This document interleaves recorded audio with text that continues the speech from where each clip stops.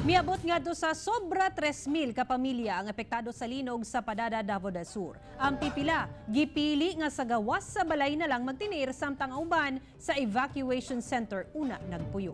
Ato ibalik si Argil Relator. Asa ma-rescue wali? Uy! Kini ang lugar kung asa natabunan sa debris ang balay ni Mark Dabe. Human nag-collapse ang reservoir sa Padada.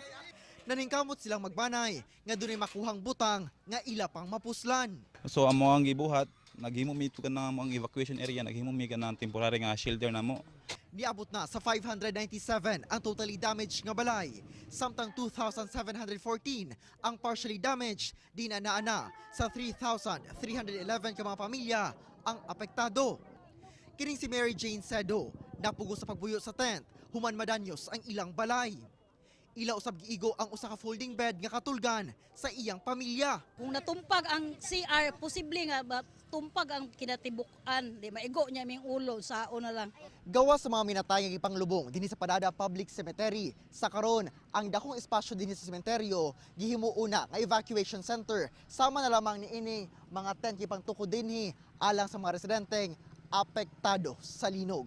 Giawhag sa mayor nga gawa sa balay na lang mag-tent ang mga residenteng walay nakitang danyo sa ilang balay aron dili na magdasok sa evacuation center.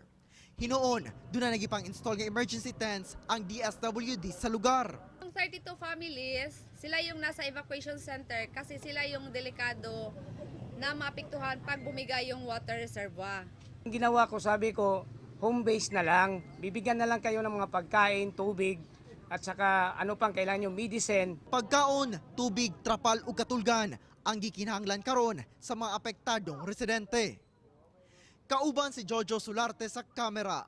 Ako si Argil Relator para sa One Mindanao.